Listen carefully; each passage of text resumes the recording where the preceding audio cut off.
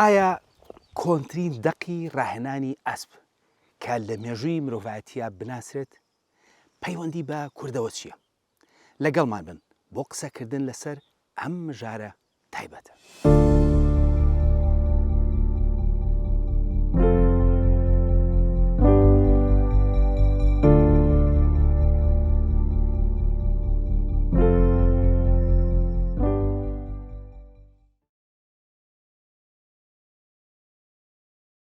لە نزیکی ساڵی 1960دا شوێنەوارناسێکی ئەڵمانی بە ناوی هیگۆ وینکلر هەزاران تاتەقوڕی لە هەتووسەی پایتەختی هیتیەکان دۆزیەوە لە نزیک ئەنقەرەی ئەمڕۆ.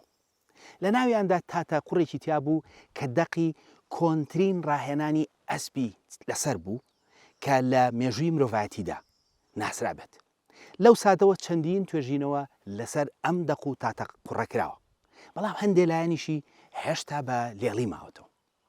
ئێمە ئەمڕۆ لەم بەرنامەیەدا هەوڵ دەدەین کە هەنگاو بە هەنگاو بزانین ئەم دەق و تاتەقوڕە چ پەیوەندیەکی بە کورتخۆی و زمانەکەیەوە هەیە.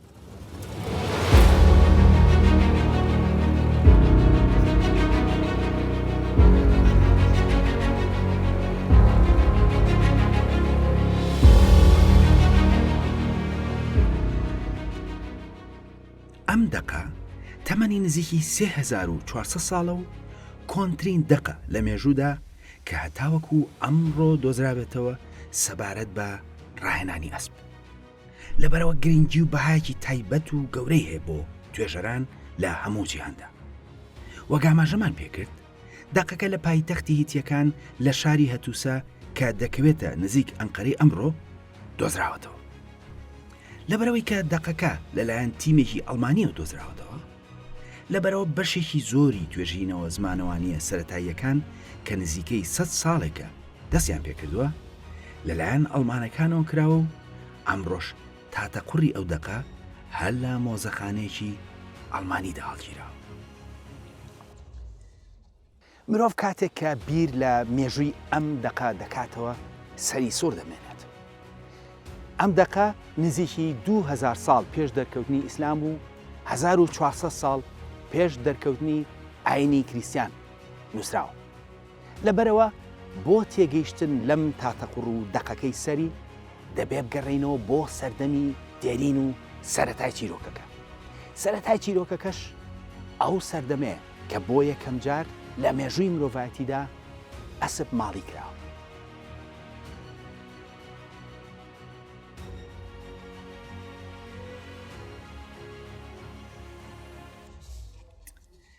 ماڵیکردنی ئەسپ یەکێک لە گۆڕانکاریە گرنگەکانی کۆمەڵگەی مرۆڤایەتیە. ئەمڕۆ ڕاستە ئەسپ زیاتر لە کێپڕکێ و بۆ خۆشگوزەرانی بەکاردێنرێن، بەڵام لە ڕابردوودا ئەسپ ڕۆڵێکی گەورەی هەبووە لە ژیانی مرۆڤایەتیدا بە شێوەیەک کە هەتا ساڵی هەفتاکانی سەدەی ڕابردوو واتە 50 ساڵ لەمەوبەریش خەڵک لە شارە گەورەکانی کوردستاندا بە عەرەبانی ئەسپ هاتوچۆیان کردو. من خۆم لە منداڵیدا لە ناو شاری سلێمانی هاتوچۆم پێکردووە. سەرەتای ماڵیکردنی ئاژەڵەکە وەک جۆرێک لە شۆڕژوا بووە لە ژیانی مرۆڤایەتیدا. پێش ئەسپ ئاژەڵی کەر ماڵی کرابوو، بەڵام ماڵیکردنی ئەسپ گۆڕانکاریەکی گەورە بوو. ئەوەش لەبەرەوەی کە ئاژەڵەکە بەهێزتر و خێراتر بوو لە کەر و لە ئەنجامدا مرۆڤ بەهۆیەوە توانی کەلوپەلی قورس بە خێرایی بگوێزێتەوە لە نێوان شوێنی دووردا. ئەمە دەرفەدیدا کە بە شێوەیەکی فراوان بۆ کشت و کاڵ بازرگانی و هاتوچۆ بەکار بهێنرێت. بەڵام کاریگەریە گرنگەکەی لە جەنگدا بوو. بەکارهێنانی ئەسپ بوو بە بەشێکی گرنگی سوپا و شێوەی شەڕی بۆ هەتایی گۆڕی. ئەسپ هێندە گرنگ بوو بۆ جەنگ کە بەکارهێنانی لە جەنگدا هەتاوەکو سەدەی 20م بەردەوام بوو. ماڵیکردنی گیاندارەکە دوو بۆچوونی گشتی سەرەکی لەسەر هەیە. یەکێکیان دەڵێت کە زیاتر لە 5000 ساڵ لەمەوبەر لەلایەن کولتوری بۆتای لە وڵاتی کازاخستانی ئەمڕۆدا ماڵی کراوە. لەوێ بۆ شیر و گۆشت و ئەگەرێکیش هەیە کە بۆ سواریش بەکارهات بێت. بەڵام باوانی زۆربەی ئەو ئەسپانەی کە ئەمڕۆ لە جیهاندا ماون لەوێوە نەهاتوون. بەڵکو لە ناوچێک کە بە کللتوری یەمنا ناو دەبرێت هاتووە کە ئۆکرانیای ئەمڕۆیە و نزیکی 5,000 ساڵ لەمە بەریش لەوێ ماڵیکردنەکە ڕوویداوە. بۆ جۆرە توێژەران تا ڕادێک لەسەرەوە کۆکن کە ماڵیکردنەکە زیاتر لە 5,000 ساڵ لەمەوبەر لە دوو شوێندا ڕوویداوە. وەک ڕوون کرایەوە لە دوو شوێن لە جیهاندا بۆ یەکەم جار لە مێژووی مرۆڤایەتیدا ئەسپ ماڵی کراوە. یەکێکیان وڵاتی کازاخستانی ئەمڕۆیە و ئەوەی تریشیان ئۆکرانیا. بەڵام باوانی ئەسپەکانی جیهان ئەوانەی کازاخستان نین بەڵکو ئەوانەی ئۆکرانیا. ئەم دووجێ هیچیان پەیوەندیەکی ڕاستەوخۆیان بە کوردستانەوە نییە. ئەی کەواتە ماڵیکردنی ئەسپ و ئەم تاتەقوڕە چ پەیوەندیەکیان بە کورد و کوردستانەوەیە؟ ڕاستە بە پێی لێکۆڵینەوەکان کە تا ئەمڕۆ کراون ناڵێن ئەسپ لە کوردستاندا ماڵی کراوە. بەڵام هەر دەست بەچێ لە سەردەمی سەرەتای ماڵیکردنی گیاندارەکەدا باوانی کورد بەشدار بوون لە گۆڕانکاریەکی مەزن لە بەکارهێنانی ئەسپدا. نزیکی 3800 ساڵ لەمەوبەر میتانیەکان کە لە ناو کوردستاندا حکومڕان بوون ئەوان ئەسپیان هەرتەنها بۆ سواربوون بەکار نێنا بەڵکو بۆ یەکەم جار لە مێژوودا عەرەبانەی تایبەتی جەنگیان داهێنا کە ئەسپ ڕای دەکێشە. ئەوەش توانای میتانیەکانی لە جەنگدا زیاتر کرد و بۆ ماوەیەک لە نێوان 1350 بۆ 1500 پێش زاینی بوون بە هێزێکی گەورەی ناوچەکە. بۆ ئەو سەردەما عەرەبانی ئەسپ توانا و هێزی سەربازی ئەوانی بردە ئاسێکی تر. دواتر عەرەبانی ئەسپی جەنگی بوو بە بەشێکی گرنگی سوپای ئەو سەردەما. دوای میتانیەکانیش نزیکی 3500 ساڵ لەمەوبەر کاشیەکان کە دانیشتووی کوردستان بوون ئەوانیش ئەسپیان هێنا بۆ ناوچەکانی خواری مەسۆپۆتامیا و گۆڕانکاریان لە عەرەبانەی جەنگی ئەسپتا کرد و کردیانە بەشێکی گرنگی سوپاکەیان. لە ئەنجامدا بۆ نزیکی 400 ساڵ حکومڕانی سەرەکی خوار و مێسۆپۆتامیا بوو. واتە گۆڕانکاری لە بەکارهێنانی ئەسپدا لەسەر خاکی کوردستان و لەلایەن دوو لە باوانی کوردەوە هەردوو کاشی و میتانیەکانەوە ڕویان داوە و بە ناوچەکە و جیهاندا بڵاویان کردوتەوە. کەواتە ماڵیکردنەکە لە کوردستاندا دەستی پێ نەکردووە، بەڵام هەر لە سەرەتا و زوو بە زوو باو پاپیرانمان بەشداریەکی گەورەیان کردووە لە گۆڕانکاری لە بەکارهێنانی ئەسپدا. ئەویش بە داهێنانی عەرەبانەی جەنگی ئەسپی کە بووە هۆی گۆڕانکاری گەورە لە توانای جەنگیدا. سەرڕایەوە ئەمانجیەم بەرنمەیە ئەو تاتە قوڕە بوو کە لەسەر ڕاهێنانی ئەسپ بوو لە هەتووسە کە نزیک ئەنقەرەی ئەمڕۆیە لەوێ دۆزرا بوو. جا با سەرەتا بزانین ئەم تاتە قوڕە و دەقەکەی چییە و چۆنە پێشەوەی پەیوەندی لەگەڵ کووردا سیر بکەین. ئەو دەقەی کە دۆزراوەتەوە وەک پێشتر ئاماژەمان پێکرد بە ناوی کیکولی یاخود کەیکولی لە جیهاندا ناسراوە. کەیکولی ناوی ئەو کەسێک کە ڕاهێنەری ئەسپ بووە و بە ناوی ئەوە زانیاریەکان نووسراوە. پێشتر ئاماژەمان بۆ کرد کە میتانیەکان لە کوردستاندا ئیمپراتۆریەتێکیان دامەزراندووە. ئەوان بوون کە عەرەبانەی سەربازی ئەسپیان داهێناوە. ئەم دەقەش پەیوەندی بەو داهێنانەی ئەوانەوەیە. دەقەکە ڕاهێنەرێکە کە تێیدا بە شانازیەوە وردەکاری و چۆنێتی ڕاهێنانی ئەسپی عەرەبانە دەخاتەڕەوە. لەوێدا کەیکولی پرۆگرامێکی 214 ڕۆژی داناوە سەبارەت بە چۆنێتی ڕاهێنانی ڕۆژانەی ئەسپ. ڕاهێنانەکە وردەکاری جۆرەکانی ڕۆیشتن و لەوەڕ و ئالیکەکەی تێدایە.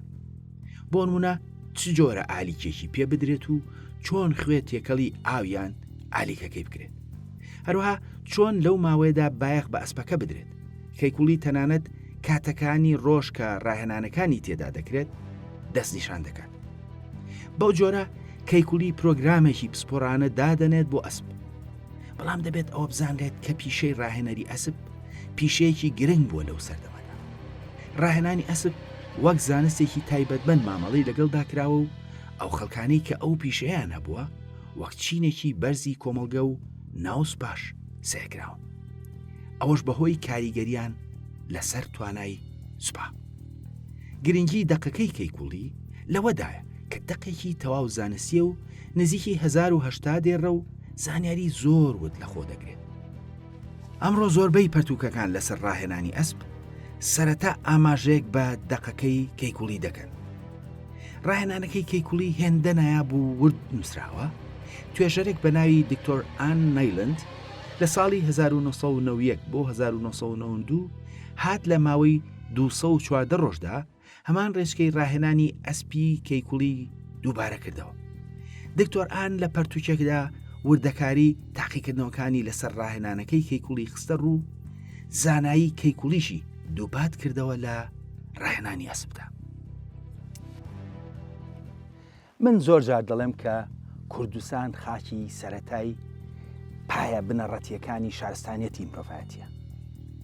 سەرەتای نووسین، سەرەتای چاندن، سەرەتای ماڵیکردنی زۆربەی ئاژەڵەکان و لەم ئەڵلقێشدا ئاماژە بە یەکەم یا کۆنترین دەقی ڕاهێنانی ئەسپ لە مێژووی مرۆڤایەتیە دەکرێت. جا هەرچەندە دەقەکە لای ئەنقەرەوە دۆزراوەتەوە، بەڵام نووسەری دەرقەکە خەڵکی ناوجەرگەی کوردستانە.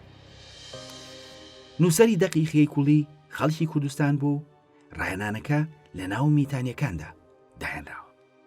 لەبەرەوەی کە نووسەرەکەی خۆی لە دەقەکەدا ئاماژە بۆ دەکات کە خەڵکی خاکی میتانیە و هەرەوەش نییە کە لەسەر خاکی کوردستان نووسراوە، بەڵکو دەقەکە بە شێوەی کوردی دێری نووسراوە. نووسینەکە بەم شێوەیە دەست پێ دەکات و کەیکوڵی دەڵێت: ئوما کیکولی لو ئەشووەشانی شاکوور ورو بیتانی. بە کوردی نوێ دەبێت بە ئەما کیکولی لاو ئەسب وەسێنی ژەکوور وارێ میتانی. واتە ئەمە کەیکولی پیاوی ئەسب وەسێنە لە ناوچەی واری میتانیەوە. ناوی ڕاهێنەرەکە کیکولی پێشگیری کی لەگەڵدایە کە دواتریش لە ناو مادەکاندا بە شێوەی کەی باو بووە. ناوەکەش کەیکولی سروشتێکی کوردیە. وشەی ئەشووەشانی کە لە کوردی ئەمڕۆدا دەبێت بە ئەسبوسێن لە زمانی مادیدا تۆماری هەیە بە شێوەی ئەسپە فەیسانە. وشەیشا کە ئەمڕۆ لە کرمانجیدا بە شێوەی ژ بەکاردێت، بەڵام لە دەقە هەورامیە کۆنیکانیشدا هەیە بە شێوەی ژە. دواتر کەیکولی بە کوردیەکی ڕەوان دەڵێت. چەند جار ئەسپەکە غاری پێدەکرێت بەم شێوەیە: ئەی کە واردانە، یەک جار لە دانەی ڕێڕەوەکە. لە زمانی کوردیدا ئەم دێڕە دەبێت بە یەک وارەدانە. هەردوو وشەی کوردی نوێی وارە بە مانای جار، کەڕەت و دانا زۆر نەگۆڕاون. بەڵام پەیوەندی لەگەڵ زمانی سۆمەریشدا دەکەوێتە ڕوو. لەبەرەوەی لە سۆمەریدا ئارام مانای کەڕەت یاخود جار دەدات، هەروە وشەی تانەی میتانی دەبێتە دانەی سۆمەری و دانەی کوردی نوێ. بەو جۆرە دەربرینەکانی سەرەوە لە سێ زمانی سۆمەری و میتانی و کوردی نوێدا هاوشێوەن. میتانی وارتانە، سۆمەری ئارەدانە، کوردی نوێ وارەدانە. وشەکانی تری ئەم بەشە کە دەمێنێت دووبارێ و تەنها ژمارەکەیان دەگۆڕێت، بەڵام ژمارەکانیش لەگەڵ کوردیدا گۆڕانی کەمیان بەسەرداهاتوە. ئەیکە بە مانای یەک لە کوردیدا دەبێت بە یەک یاخود یەک. تێرە بە مانای سێ لە هەورامی و زازاییدا دەبێت بە هیرێ یاخود یەرێ، هاوشێوەیە و لە زمانی مادیدا دەبێت بە ڕی کە لە زازاکی و هەورامی و تەنانەت میتانی و ئینگلیزیش نزیکە، لە بەرەوەی مادەکان بەنزیکی فری گۆیان کردووە. پانزە بە مانای پێنج لە کوردیداد بە پێنج. نەوە بە مانای نۆ لە زازاکیدا دەبێت بە نەو، هەروەها لە زاراوەکانی تریشدا دەبێت بە نۆ یاخود نە. لە ڕاستیدا دەقەکەی کەیکوڵی چەندین وشەی تری کوردیش زینی و دەکاتەوە کە لە یاد چوون. هەروەها ڕۆڵی زمانی کوردی ئەمڕۆ لە لێکدانەوەی دەقی دێریندا دەخاتە ڕوو. وردەکاری زمانەکە لەم پەرتووکەتە خراوەتە ڕوو کە بە هەردوو زمانی ئینگلیزی و کوردی بڵاو کراوەتەوە. یەکێک لە وشانی کە توێژەرانی سەرقاڵ کردووە وشەی ئەشوەی شانە یاخود ئەسوەی سانێ. کێشەکە لەوەدایە ئەوانەی کە کاریان تێدا کردووە لەژێر کاریگەری تیۆری ئاری نازانستیدا هەوڵیان داوە و پەنایان بۆ سانسکریت بردووە بێ ئەوەی بگەنە ئەنجام و لێکۆڵینەوەیەکی قەناعەت پێکراو. بەڵام وشەکە لە زمانی مادیشدا هەیە بە شێوەی ئەسب فەیسانە و لە کوردی نوێژدا دەبێت بە ئەسبۆسیەن و هەر هەمانمانە دەدات و لەو سەردەمەدا بە شێوەی ئەشوشانی گۆکراوە.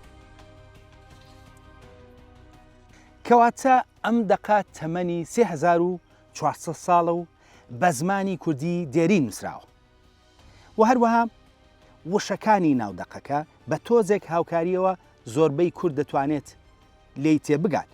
ئێمە لەم بەرنامە کورتەدا ناتوانین هەموو وردەکاریەکانی بخەینە ڕوو. من لەم پەرتوکەدا مێژووی بزر و نەجێڕاوی کورد کە بە هەردوو زمانی لیزی و کوردی نووسراوە وردەکاری دەقەکەم هەمووی داناوە. بەڵام ئێستا پرسیارەکە ئەوەیە ئەگەر ئەم دەقە بە زمانی کوردیە بە کام زاراوە؟ دەستنیشانکردنی ئەوەی کە ئەم دەقە بە کام زاراوەی کوردیە کارێکی ئاسان نییە. ئەوەش لەبەرەوەی وشەی جیاوازی تێدایە و هەندێک لە وشەکان سەرڕایەوەی کە نووسینەکە بە هیتی نووسراوە، بەڵام سمبڵی سۆمەری و ئەکەدیشی تێدایە و نازانرێت ئەوەی نووسویەتی چۆن ئەو سیمبڵانەی خوێندۆتەوە. جگە لەوە دەقەکە لە بەرکورتی لایەنی ڕزمانی زۆر تێدا دەرناکەوێت. یەکێک لەو شتانی کە سەرنجە دێت ڕاستە دەقەکە میتانیە، بەڵام بەشێکی زۆریشی جگە لە سمبڵەکان بەڵام وشەی سۆمەری و مادیشی تێدایە. سەرڕای ئەوانە هەمویان هەندێک لە وشەکان سەرەدایەکمان بۆ دەخەنە ڕوو. بۆ نمونە وشەی شای میتانی بە ژی بەمانای لە زارای کرمانجیدا هەیە، بەڵام لە دەقە هەورامیە کۆنەکانیشدا دەڵێن ژە و لە هەندێک شعری هەمرامیدا ماوە و ئەمڕۆ لە هەورامیدا دەڵێن جە. یان ژمارە 3 لە دەقەکەدا بە تێرێ نووسراوە. لە زاراوی هەورامی و زازاکیدا هەن بە شێوەی یەرێ یاخود هیرێ، واتە دەقەکە چەند وشەیەکی هەورامی و زازاکی ڕوونی تێدایە و وشەی کرمانجیشی تێدایە بۆ نمونە وار. بەڵام نازانین ئەوان بەوار خوێندویانەتەوە یان نا، لەبەرەوەی کە بە سمبڵی سۆمەری نووسراوە هەر چەندیشە نووسینەکە هیتیە. پرسیارەکە ئەوەیە ئایا زاراوەیەکی کۆنی هەورامی و زازاکیە؟ لە ڕاستیدا زانیاریەکان بەشیەوە ناکەن کە دەرەنجامی واڕوون بدرێت، بەڵام وەک ئاماژەمان پێکرد هەندێک تایبەتمەندی هەورامی و زازاکی بەسەریدا زاڵە. وەک سەرنج دەدرێت کۆنترین دەقی زانستی ڕاهێنانی ئەسب نزیکی 1000 ساڵ لە کۆنترین دەقی فارسی دیێنینترە. بەڵام لەوانەیە پرسیارێک بکرێت ئەگەر کورد لەو سەردەمەدا دەقی ڕاهێنانی ئەسپی نووسی بێت، دەبێت ئەم پیشەی ئەسپەوانی و ئەو زمانش کە پێی نووسراوە دواتر بەردەوام بوو بێت. بە دڵنیایی دەبێت بەڵگەی تر لەو سەردەمانشدا هەبوو بێت. ئەم پرسیارە زۆر گرنگە بۆ تاکی کورد، نەتەوەیە کە ئەندامەکانی وایان لێکراوە هەرگیز بڕوایان بەبوونی خۆیان نەبێت و هەموو شتێکی خۆیان بخەنە ژێر پرسیارەوە. لەبەرەوە زۆر گرنگە وەڵامی ئەو بۆچوونە بدرێتەوە. لە ڕاستیدا لە دوای میتانیەکان چەندین سەرچاوە هەیە کە دڵنیای دەکاتەوە ئەم پیشەیە لە ناو باو باپیرانی کووردا مابوو، بەشێکی گرنگی ئابووری بووە لە ڕابردوودا. لە ناو هەردوو مانای و مادەکاندا بەشێکی گرنگی ئابووریان متمانەی کردبووە سەر ئەسبداری. ئەوە لە دەقەکاندا ئاماژەی پێکراوە. بۆ نمونە شاری ئەسفەهانی مادەکان کە لە هەندێک دەقی یارسانیدا ناوە دێرینە نزیکترەکەی بە ئەسپەهان ناوی هاتووە، هەندێک سەرچاوە پێیان وایە کە لە سەردەمی مادەکاندا ناوی ئەسپەدان بووە. ناوەکە بە کوردی مانای شوێنی ئەسب دەدات و لە سەردەمی مادیشدا هەر هەمان مانای هەبوو. هەروەها ناوچەی تەورێز کە لە ڕابردوودا ناوچەیەکی کوردی بوو لەژێر دەسەڵاتی مانایەکاندا بووە، ئەوێش بە ئەسب بەخێوکردن بە ناوبانگ بووە، بەڵام هێندەی ناوچە مادیەکان ناوی نەبووە. هێرۆدۆت 2500 ساڵ لەمەوبەر ئاماژە بە ئەسپی مادی نیسەیی دەکات کە ئەسپێکی ناسرااو بوو و توخمەکە بە بەرگەگر و خێراب ناوی هاتووە. ناوەکەشی بە ناوی دەشتاییەکی مادەکان ناونراوە. هەرچەندە دەڵێن دەشتەکە نزیک هەمەدان بووە، بەڵام زۆر ئەگەر هەیە کە هەر ماهی دەشتی مادی نزیک کرماشانی ئەمڕۆ بوو بێت کە ئەسپەکەی بەناوە ناونراو بێت و هەتاوکو ئەمڕۆژ هەندێک چالاکی پەیوەست بە ئەسپەوە لە دەشتی مادەکاندا، واتە ماهی دەشت بەردەوامە. بەگشتی سەرچاوە یۆنانیەکان وەک هیرۆدۆت ئاماژە بەوە دەکەن کە میدەکان لە ناو سوپایاندا زۆر متمانیان دەکردە سەر ئەسپ و هێزی سوارەی مادەکان زۆر کاریگەر بوون. هەروە ئاماژەش بەوە دەکرێت کە بەشێکی گرنگی کللتوری و ئابووری ئەوان متمانەی لەسەر ئەسب بووە. ئەو لایەنە نزیکی 2400 ساڵ لەمەوبەریش لەلایەن زەینەفۆنیشەوە ئامادەی پێکراوە. ئەو ئاماژە بە توانای سوارچاکی ئەوان و کارامەییان لە ڕاهێنانی ئەسب بۆ شەڕ دەکات کە ئەوە ڕێک ئەوە دەسەلمێنێت ئەو توانایی کە کەیکوڵی هەی بووە لە ڕاهێنانی ئەسبدا بۆ جەنگ لە ناو میتانیەکاندا دواتریش لە ناو مادەکاندا بەردەوام بووە. سرابۆش نزیکی 2000 ساڵ لەمەوبەر ئاماژە بۆ دەکات. ئەو دەڵێت کە مادەکان ژمارێکی گەورەی ئەسب ساڵانە بەرهەم دەهێن و بنەچەی کللتورەکە بۆ ئەوان دەگەڕێتەوە و بەڕوونی دەڵێت کە ئەرمەنی و فارسەکانیش لە مادەکانەوە سوارچاکی فێربوون. ئەویش بە هەمان شێوە ئاماژە بە توخمی بەناوبانگی ئەسمی نسەیی مادی دەکات. کەواتە میتانی و کاشیەکان بەشێکی دابراو نین لە مێژووی ئێمە. ئەم فەرهەنگە فەرهەنگی بایەخدان بە ئەسب و ڕاهێنانی دواتر لە ناو مادەکان و مانایەکاندا بەردەوام بووە. بەڵام ئەگەر زمانی دەقەکە 3400 ساڵ لەمەوبەر بەو شێوەیە لەگەڵ کوردی ئەم ڕۆدا هاوشێوە بێت، دەبێت زمانەکە هاوشێوەی فەرهەنگی بایەخدان بە ئەسب دواتر لە ناو مادەکان و مانایەکاندا بەردەوام بوو بێت. بۆ ئەوەی بزانین کە بەردەوام بووە پێویستمان بە بەڵگەیە. بەڵگەی زمانەوانی شتێکی ئەوتۆ لە مانایەکان بەجێ نەماوە کە پەیوەست بن بە ئەسپەوە. بەڵام خۆشبەختانە لە ناو دەقەت دێرینەکاندا پسپۆڕان کاریان کردووە و هەندێک وشیان بە تایبەتی دەستنیشان کردووە وەک وشەی مادی و ماناکەشیان لێکداوەتەوە. ئێمە لەم بەرنامەیەدا زیاتر ئاماژە بە ئەسب دەکەین، لەبەرەوە ئەو وشانە دەخینە ڕوو کە پەیوەستن بە ئەسپەوە. لەوانە کۆمەڵێک وشە جێی سەرنجن. لە ناو مادەکاندا جۆرە ئەسپێک بە ئەسپەچا ناوی هێنراوە کە ئەمڕۆ دەبێتە ئەسپەشێ کە ئەسپی ڕەنقاوەی سوورباوە.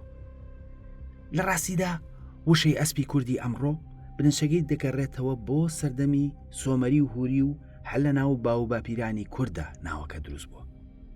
لای هوریەکان پێیان وتووە ئیسی بە مانای وشەی هەسکە ڕەجی وشەی هەسایە لە کوردیدا.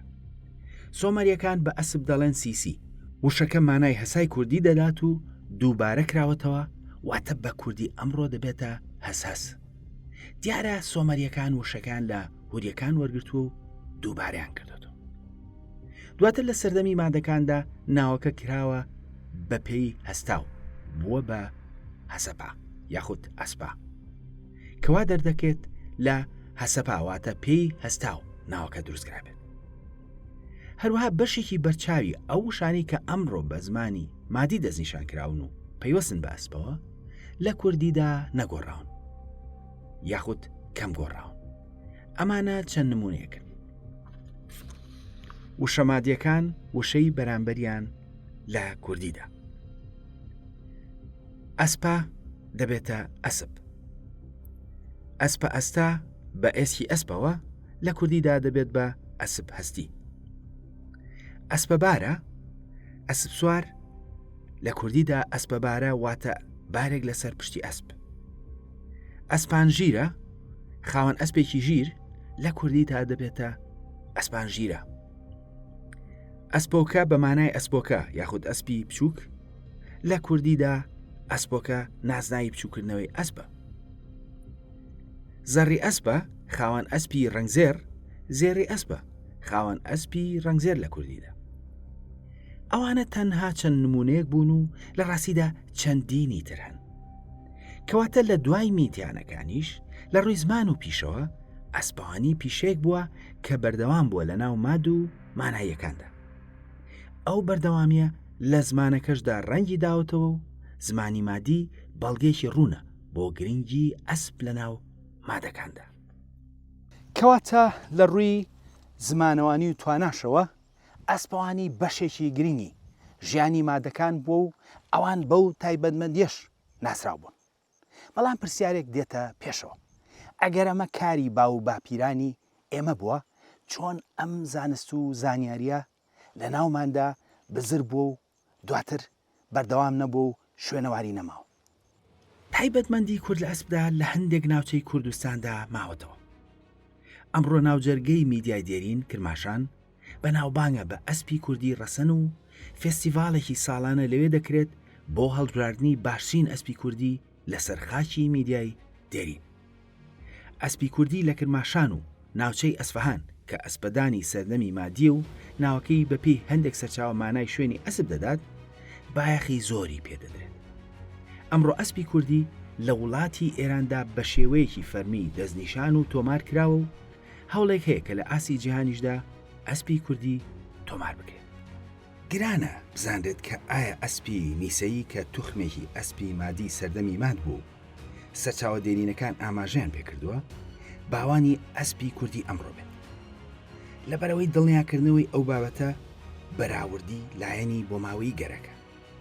بەڵام بوونی توخمێکی بەناوبانگ لە سەردەمی مادیدا و توخمێکی کوردیش کە هەتاوەکو ئەمڕۆ لە کرماشانی دڵی ماداماوە و چەندین سەرچاوە لە سەدەکانی ڕابردوودا ئاماژیان پێکردووە، ئەو ئەگەرە پتەو دەکەن.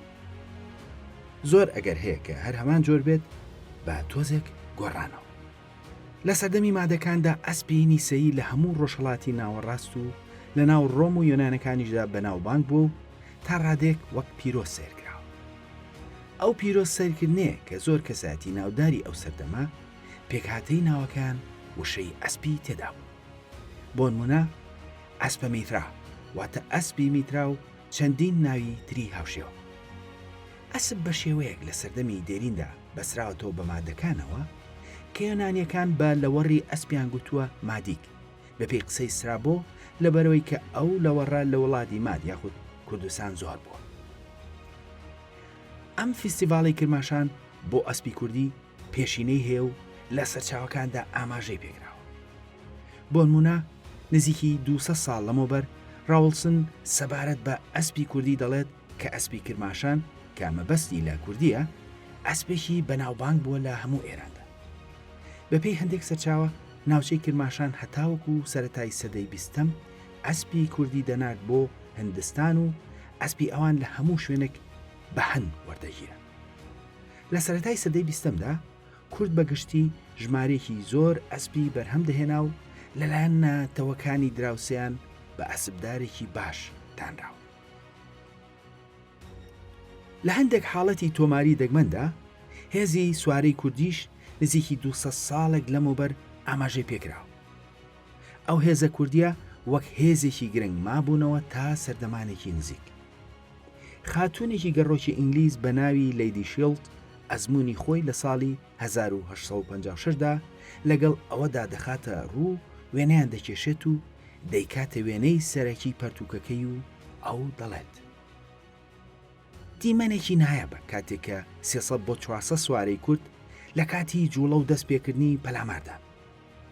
ئەوان لە نزیک یەکەوە دەڕۆن و ڕێکاگە پڕ دەکەنەوە و بە شێوەی نیوەغاردان دەڕۆن هاوشێوەی ئەفغانیەکان. ئەوان ڕمەکانیان بە بەرزی دەگرن و پارچە قماشێکی ڕەش دەئاڵێنن لە ژێرنووشی ڕمەکانیان. دیمەنە زیت و دەنگە بەرزە تینوەکان کە لە قورجیانەوە دێت کەش و هەوایەکی جەنگاوەریان پێدەبەخشێت. سەرکردەکان لە پێشەوەن و لە نیشتیانەوە تەپڵ لێدەرەکانن کە ئامێرە جەنگیەکانیان بەوزەیەکی زۆرۆ لێ دەدەن هەمیشە ئەوان پێشەوە. ئەوەش بۆ چوونی شایەت حاڵێک بوو سەبارەت بە هێزی سوارەی کوردی. بەڵام گەر بگەڕینەوە بۆ لایەنی زمانەوانی دەقی کەیکوڵی بە شێوەیەک لە شێوەکان نەتەوەی کورد کۆ دەکاتەوە. ئەوەش لەبەرەوەی کە دەشێت ئەو دەقە سۆمەری میتانی مادەکان لی تێگەیشت بێتن لەبەرەوەی وشەی هەمویانی تێدایە. ئەم ڕۆژ وشەی هەورامی و زازاکی زاڵە بەسەریدا و وشەی زاراوەی کرمانجی و سۆرانیشی تێدایە. ئەم دەقە قۆناغێکی زمانی کوردیە لە پێش دەرکەوتنی دەسەڵاتی مادە. بەڵام کوردی ئەمڕۆ لی تێدەگەن.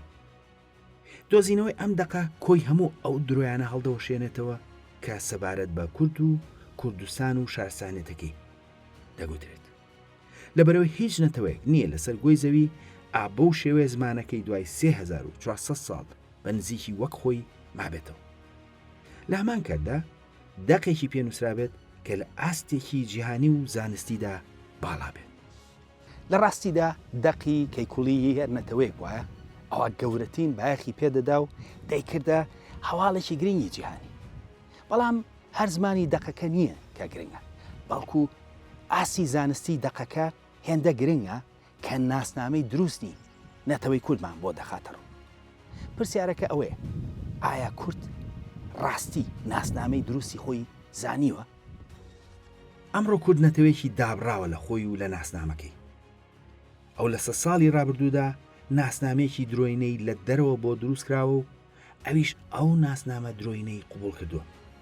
لە هەمان کاتدا مێژوێکی شێوایی بۆ دروستکراوە بە شێوەیە کە لە مێژووی کۆندا بوونی نییە و لەپڕ لە سەردەکانی ناوەڕاستە وەک قارچک هەڵدەتۆقێت. بەڵام بەشێکی زۆری ئەم چیرۆک و ناسنامە هەڵبەسراوە بەرهەمی سەدەی 20ەمە. کورد لە ڕابردوودا زۆر بڕوا بەخۆ بوو و ئاگاداری ڕاستی ڕۆڵی خۆی بووە لە مێژوودا. ئیبن وەحشیە نزیکی 1100 ساڵ لەمەوبەر ئاماژە بەو ڕاستیە دەکات. کاتێک لە ئاماژەکردندا بە ئەلفوبێی کوردی دەڵێت کوردەکان بانگەشەی ئەوە دەکەن و دەڵێن گوایە ئەمە ئەو ئەلفوبەیە کە بنووشاد و ماسی سۆراتی هەموو کارە زانستی و هونەری و پەرتوکەکانیان پێنووسیوە.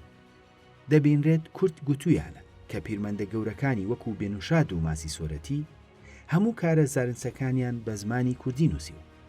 واتە کورد ئاگادار بووە کە زمانەکەی زمانی زانست و زانین بوو و ناوی پیرمەندی مەزنی ناوچەکەیان هێناوە کە زمانی کوردیان بۆ ئەو مەبەستە بەکارهێناوە. واتە کورد لە ڕابردوودا ئاگاداری ئەو ڕاستیە بووە کە ئەو خاوەنی شارستانیەتی گەورەی ناوچەکە بوو و زمانەکەشی زمانی زانست. بۆ زیندووکردنەوەی ئەو ڕاستیە بە تایبەت لە پەیوەندی بە ئەسپەوانیدا من بانگەوازێک بۆ شاری کرماشانی دڵی ماد و یارسان دەکەم. کرماشان ئەمڕۆ بۆ بە ناوەندی پاراستنی ڕەگەزی ئەسپی کوردی. دەڤەرەکە لە هەمان کاتدا میراتگر و بەردەوامی میدیای دێرینە و ماهیدەشت دەشتی مادی شایەتی ئەو ڕاستیەیە. لەبەرەوە پێشنیاز دەکەم کە لە کرماشان پەیکەرێک بۆ کەیکوڵی بکرێت. یەکەم ڕاهێنەر لە مێژووی مرۆڤایەتیدا کە بناسرێت و بە کوردیەکی دێرین کۆنترین دەقی ڕاهێنانی زانستی نووسی بێت. ئامانج لەو هەوڵانە ئەوەیە کە تاکی کورد ئاگاداری ئەوە بێت کە نەتەوەکەی 3400 ساڵ لەمەوبەر دەقی زانستی پەیوەست بە ئەسپی نووسیوە. لە هەمان کاتدا ئەو پەیکەرە ڕۆڵ و شوێنی کرماشان لە زیندووکردنەوەی فەرهەنگی ئەسپەوانی لە ئاستی جیهاندا پتەوتر دەکات و بە خۆمان و جیهان دەڵێت کە ئێمە کین و چیمان هێناوەتە کایەوە. هیوام وایە کە بە چای خۆم پەیکەری کەیکوڵی لە شاری کرماشانی دڵی ماد و یارسان و پارێزەری ئەسپی ڕەسەنی کوردیدا ببینم. ئەمڕۆ لەم بەرنمەیەدا لە ڕێگای ئەو تاتە قوڕەوە دەرکەوت کە نزیکەی 3400 ساڵ لەمەوبەر مرۆڤی کورد دەقی زانستی ڕاهێنانی ئەسپی نووسیوە. دەقەکە لە ئاستێکی زانستی باڵادایە و هەتاوەکو ئەمڕۆژ مانا دەدات. من لەم پەرتوکەدا مێژووی بزر و نەجێڕاوی کورد بە هەردوو زمانی کوردی و ئینگلیزی وردەکاری ئەو دەقەم خسۆتە ڕوو.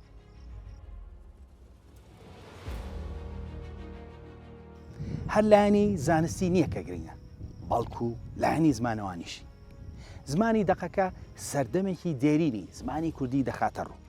دواتر دەقەمادیەکان ئەوە دووپات دەکانەوە کە زمانی کوردی ئەمڕۆ میراتگیری هەموو ئەو زمانە دێرینانێ و قۆناغ بە قۆناغ گەشتۆتە ئەم کوردیەی ئەمڕۆ.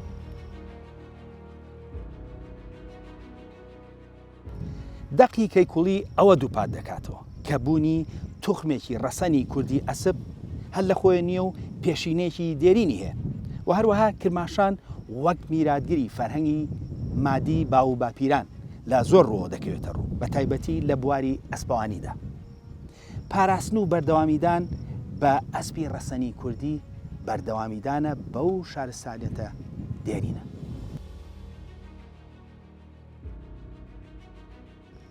ئەم بەرنامەیە ئەوەی دەرخست کە زمانی کوردی یەکێکە لە زمانە هەرە دێرینەکانی جیهان، زمانێک کە 3400 ساڵ لەمەوبەر زانستی پێنووسراوە.